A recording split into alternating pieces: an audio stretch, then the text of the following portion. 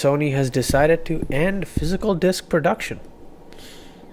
Well, I'm not happy about this. So not only is Sony deciding that they're ending any physical disc production for new games starting 2028, they have already gone ahead and started to repurpose their PlayStation disc factory. Sony has decided that they don't see any value in disc production. According to their numbers, which I believe are potentially skewed, there's not a lot of market for physical media anymore. And I don't agree with Sony. I think Sony is kind of losing touch with who gamers are, the concept of collection, the concept of culture around physical media.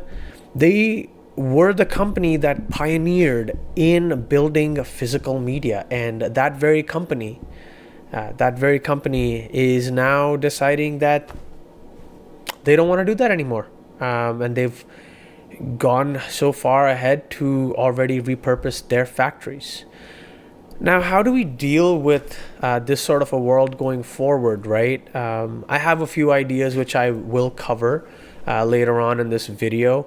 A lot of you remember during the PS4 and Xbox One era, there was the huge debacle that was Xbox deciding very early, I guess we could say, in the context of today, that they want to end ownership and sharing of video games. And so in response to Xbox's decision, Sony made this video. Let's watch it for ourselves.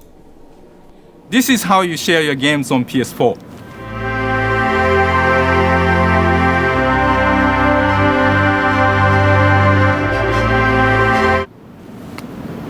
Thanks. PlayStation. Well, back then, I guess play had no limits. All those games that you see there behind me, those single-player games, they're playable. There are some PS3 titles behind me and PS4 titles. And what that means is my PS3 that isn't connected to the internet can play those games. I just put the disc in there, install the game, and that's all I need. If you look at a lot of the statistics around the last year's Insomniac stats, it's pretty clear that most people buy single-player games physically. And they may not be a physical pre-order release like we saw with Alan Wake 2. But over time, they decided that, hey, you know what? Our fans love this game so much that we're going to launch it on disc. And that's how I'm playing Alan Wake 2 right now. For me, being able to get that game, just install it using the disc, having the entirety of the game's code sit on the disc, gives me a lot of peace of mind. I actually did not have a PlayStation 3 growing up. We got a PlayStation 3 at home much later. It was actually well into the PlayStation 4 cycle that the household got a PlayStation 3. It was actually bought for my younger brother. He played most of those games. I wouldn't have played Red Dead Redemption if not for the PS3, right? And a lot of the games behind me, about 4 of those games are still in my backlog. One of which is not available outside of the PlayStation 3 platform. Metal Gear Solid 4. A lot of those games are being remastered now, but we don't have a date on when they come out. I think that's where physical media really shines. I think people forget that the concept of archiving and curation is so innate to us being human beings. Look, there might be some of you in the audience watching today that have never owned a physical copy of a video game. But you probably own something that is physical, don't you? You probably own a toy from your childhood that when you look at it, it brings back memories. The same applies for physical media. It could be a video game. It could be, a CD. It could be a record. It could be a mixtape that you made, whether on CD or on cassette. That belongs to you. That is yours. You curated that. They are officially planning on removing all access to the PlayStation Store for PS3 and PS Vita. For a brief period of time, you will be able to access your purchase history and download the games off of Sony's servers.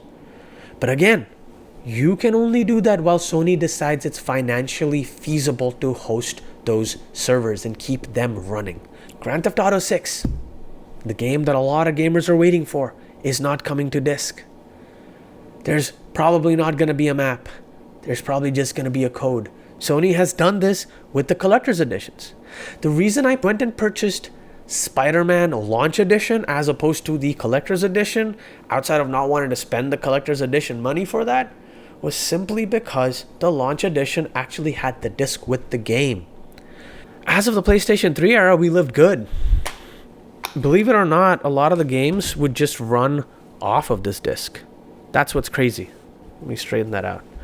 The entire game would be on this disc, which meant that if you had this disc and a PlayStation 3, dude, you could just put this and the entire game would install.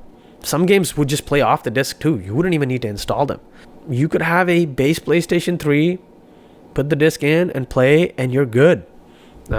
You could also upgrade the hard drive on a PlayStation 3, and Sony was very user-friendly. There was instructions on their website to make sure that you set that new drive up to have Sony software. Look at what else came back then, right? You also had a map that came and a booklet. Like, these are the booklets right here. This is the map right here. I mean, what a time to be alive back then. You know, this was the PS4 generation, and I was out there playing PS3 games.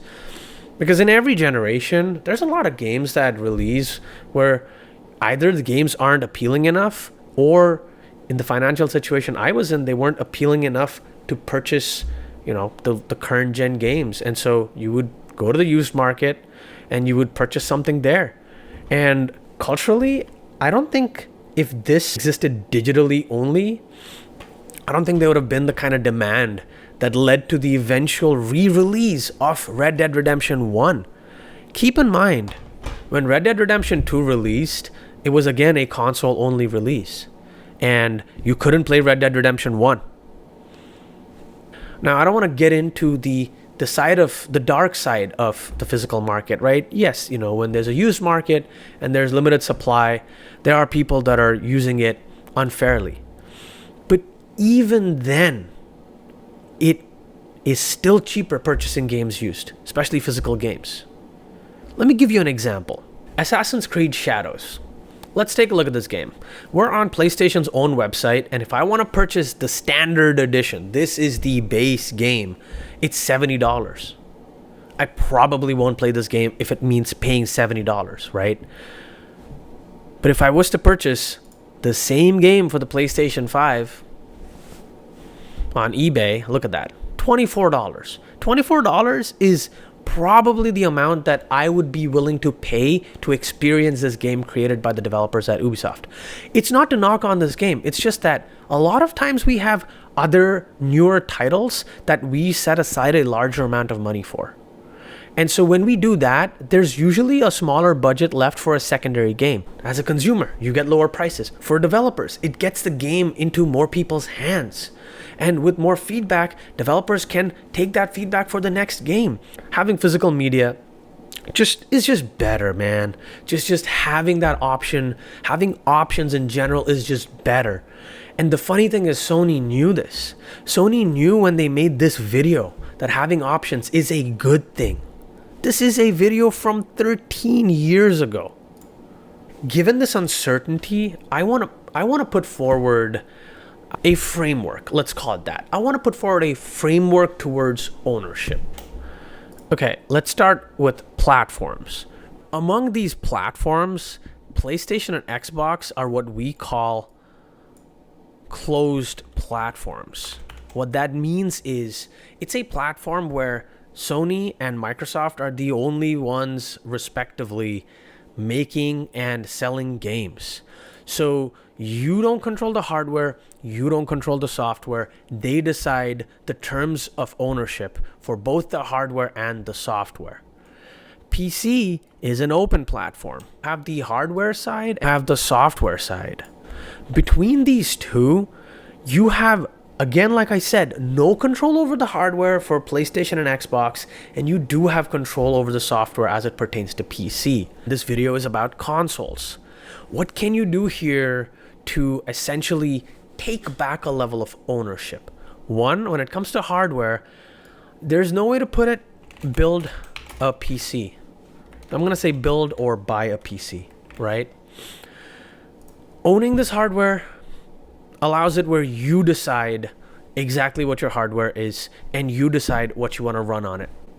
On the software front, the only thing that comes close is some kind of Linux distribution, be it SteamOS or Bazite, that gives you that front end.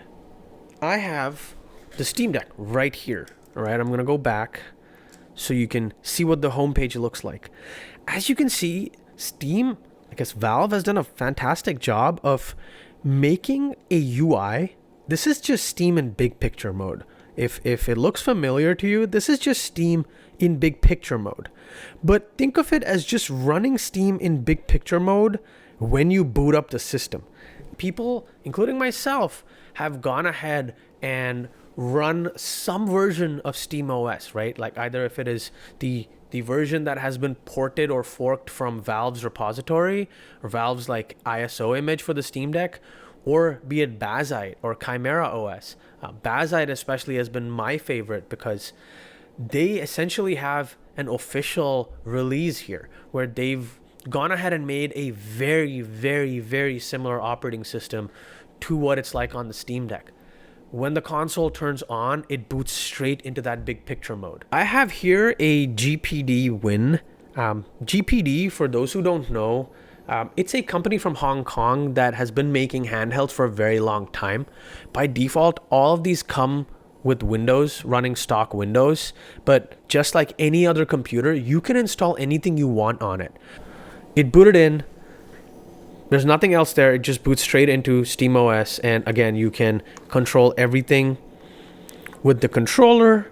I don't have the Steam machine. I've signed up for the queue. I don't know if I'm actually going to purchase it, right? But I already went ahead and took my PC and converted that to a Steam machine. It has a RX 6900 XT, right? It's an older GPU, but it's a lot more powerful than the Steam machine here. It runs, again, boots straight into big picture mode, runs Bazite. I'm planning on installing Valve SteamOS on it because there's native ray tracing support in SteamOS, not something Bazite could do. Bazite does have a wider range of GPU support, so if you have a NVIDIA or Intel GPU, you could still run Bazite. And again, we're talking about an experience where you just sit on your couch and play. So this here is an old Samsung Galaxy S23, and this is able to play, lightweight Steam games. Similar to how you can run Windows Steam games on Linux, they've done the same kind of concept for Android, right? And ARM-based devices. So I'm able to run games like Stardew Valley, Persona 5, Coffee Talk, and a couple other games just on this tiny little device, and this fits in my pocket. That's where we are when it comes to portable gaming today and PC gaming today. On the console platform, the discs, the digital releases, they're all technically not ownership. Yes, when it comes to a disc, the reality is that no one's going to come to your house and take that disc away from you, right? That's not a reality if you really think about it. But when it comes to ownership of digital content, in that end user license agreement, it basically says that Sony can decide to remove access to that content. And they've done that. Here again, this is not very long ago, June 27th, 2026. Sony is deleting movies owned by PlayStation users. More than 550 digital titles are just going to be deleted. You purchased Terminator 2 so you can watch it on your PlayStation? It's gone from your library. There's one store that for me, I believe ranks number one in where you should purchase your games. And that is Good Old Games. Good Old Games, everybody, is a brilliant website that actually partnered directly with some game studios. They partnered directly with Larian Games that made Baldur's Gate. They partner directly again with CD Projekt Red that made Cyberpunk, Witcher, and also with PlayStation Studios, where you could actually purchase these games DRM free.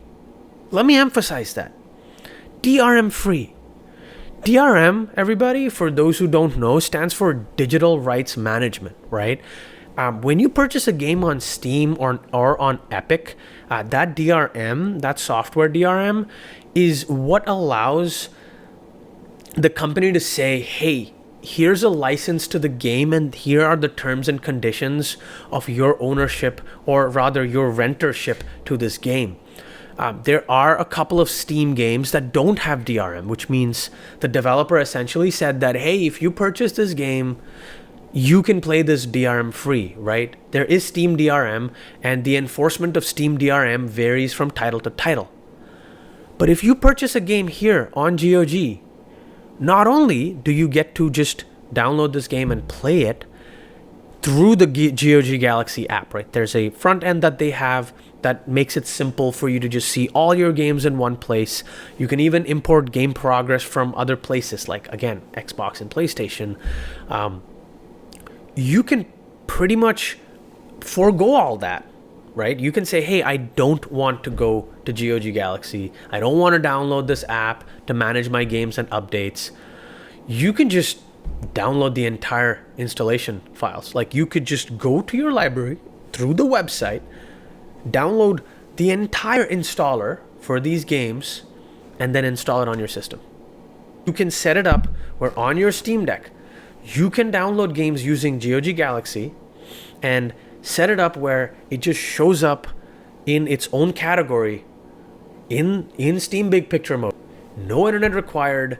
You can build your own home console that uses Steam's front end, or even GOG Galaxy as a front end app, and just have games you own.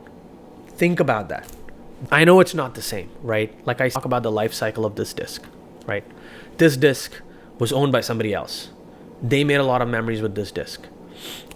I made a lot of memories playing this game. The effort that was made, right, for the art, for that little information in the back, that's enough for me to want to pick it up, install it, and play it, right? There's something magical about that, and unfortunately, that's being lost. Thanks for watching, you guys. Shout out SteamOS, Good Old Games, Bazite, and I will see you on the next one. Yeah, try to fight for game preservation. Peace.